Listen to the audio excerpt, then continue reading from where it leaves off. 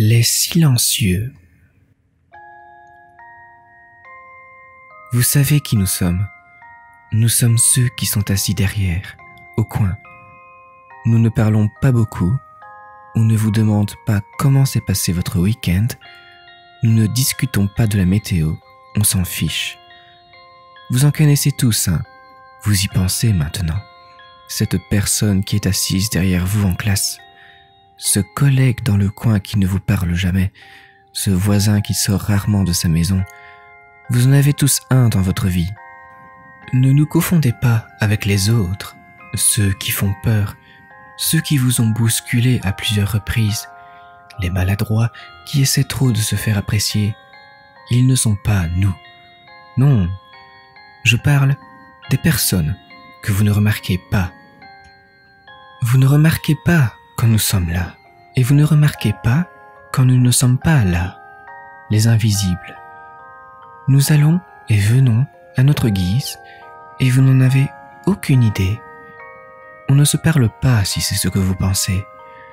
Ce n'est pas un réseau ou un club secret, nous n'avons pas de réunion, nous n'envoyons pas d'emails de groupe, et il n'y a pas de sous-marin pour nous. On est juste ici. On regarde, on pense, on planifie. Nous nous connaissons tous, pas personnellement, mais quand on se croise dans la rue, dans le couloir, au bureau, on sait. Nous nous reconnaissons.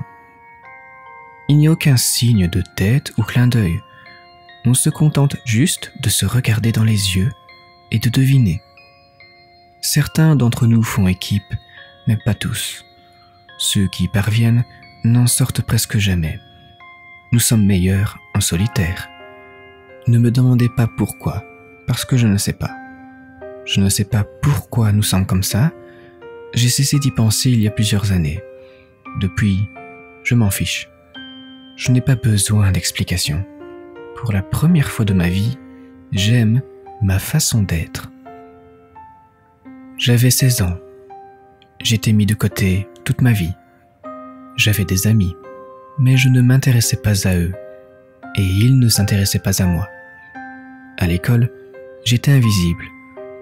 Je n'ai jamais été victime d'intimidation, mais je n'étais pas non plus un enfant populaire. J'étais là physiquement, mais pas mentalement.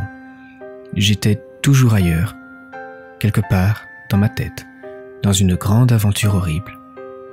Je vivais dans ma tête. J'exagérais tout. Je m'inquiétais pour tout. Je me donnais un cancer. Mon père est parti avant que je ne le connaisse. Ma mère était la secrétaire d'un optométriste local. Elle a gagné suffisamment d'argent que pour vivre confortablement. Nous menions une petite vie tranquille, sauf pour une chose, son patron, le docteur Jeffrey King. Il aimait ma mère, beaucoup trop, plus qu'elle ne l'aimait. Ma mère a fait l'erreur de sortir avec lui. Une erreur qu'ils allaient tous deux regretter, surtout lui. Quand elle a rompu, il a commencé à devenir agressif. Cela a commencé par des appels et des textos tard dans la nuit, puis finalement, il a commencé à boire, à crier dans le jardin devant ma mère. Ensuite, notre maison a été cambriolée et seule la chambre de ma mère a été mise à sac. Nous savions que c'était lui, mais nous n'avions aucune preuve. Le lendemain, ma mère a remis son préavis de 2 semaines. Je l'ai suppliée de ne pas y retourner, mais elle voulait faire ce qui est juste. Personne n'a jamais fait ce qui est juste. J'ai commencé à aller à son bureau après l'école, de peur qu'il ne lui fasse du mal. Je ne devais pas laisser ça se produire.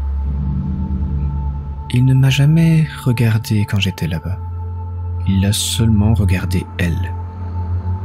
Un jour, alors que ma mère s'apprêtait à rentrer chez elle après le travail, j'ai fouillé les classeurs du docteur Jeffrey. Elle était dans la pièce du fond, alors je n'avais que quelques minutes devant moi. J'ai trouvé les noms et les numéros de plusieurs anciennes secrétaires, et cette nuit-là, je les ai toutes appelées. Il l'avait déjà fait auparavant. Il aimait s'en prendre à ses secrétaires. Elles m'ont toutes raconté des histoires similaires. L'une s'est terminée bien pire que les autres. Une femme s'est retrouvée à l'hôpital après avoir été violée brutalement alors qu'elle rentrait chez elle en quittant son bureau. Elle a déclaré à la police que c'était le médecin, mais pour une raison quelconque, aucune accusation n'avait été retenue. Plus tard, King m'a dit qu'il avait travaillé pour le chef de la police et qu'ils allaient au golf ensemble. La femme a déclaré avoir toujours refusé ses avances et que le viol avait eu lieu le dernier jour de son préavis de 2 semaines. Demain, c'est le dernier jour de ma mère. J'ai dû prendre une décision. Environ 24 heures après avoir raccroché avec l'ancienne secrétaire, je me retrouve assis dans le bureau de King. Cependant, il n'est pas assis. Je suis sûr qu'il est plutôt difficile pour lui de trouver une chaise puisque j'ai brûlé ses yeux avec sa propre machine laser. C'est plutôt amusant. Je l'ai attaché sur le banc et j'ai ouvert ses paupières avec des hameçons. Les crochets sont attachés à un fil que j'ai agrafé à l'arrière de sa tête pour que ses yeux restent ouverts. Sa tête est également attachée vers le bas. Je ne veux pas que ce laser brûle autre chose que ses yeux bleus. J'allume la machine et prends un siège.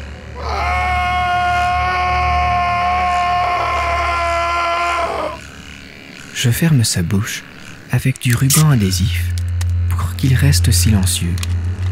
Étonnamment, il réussit à enlever le ruban avant que je ne me rassoie. Après en avoir mis tout autour de sa tête, je me rassois et commence à m'expliquer.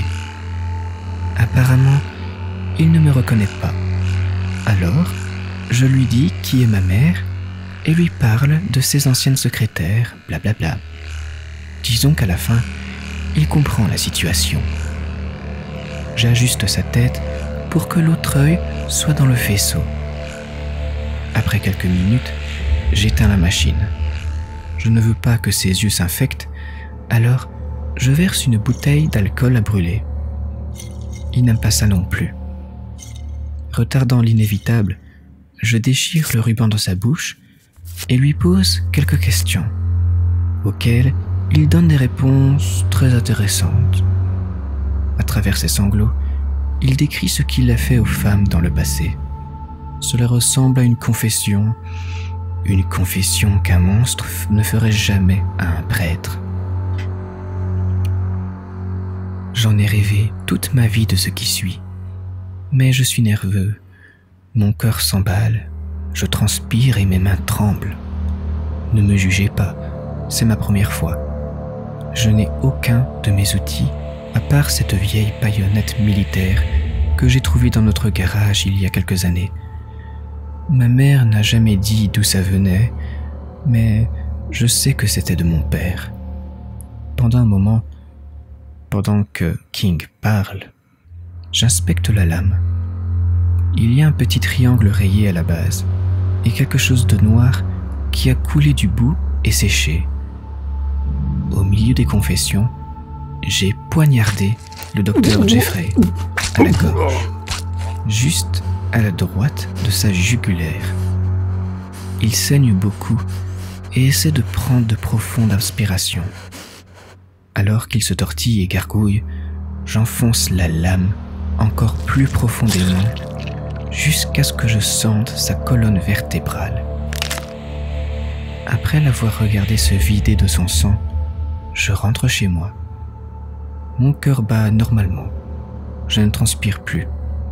Mes mains ne tremblent plus. Ce soir-là, je suis devenu moi-même.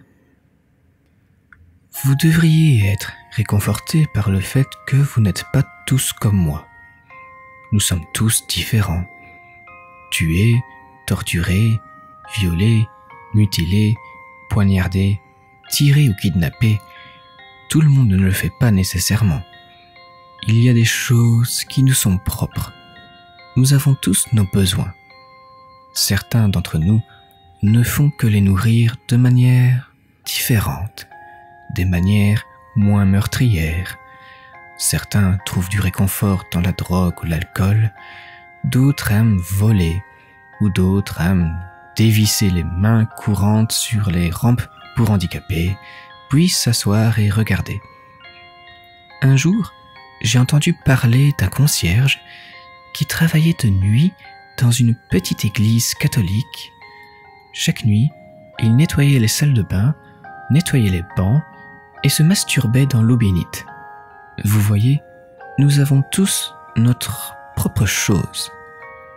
Si tout cela est nouveau pour vous, rassurez-vous, vous n'êtes pas l'un des nôtres. Soyez reconnaissants pour cela. Considérez-vous chanceux. Chérissez votre vie normale. Ne le prenez pas pour acquis. Bien sûr, nous ne le faisons pas. Nous ne voulons pas être comme vous. Peut-être avant nos premières fois. Mais après...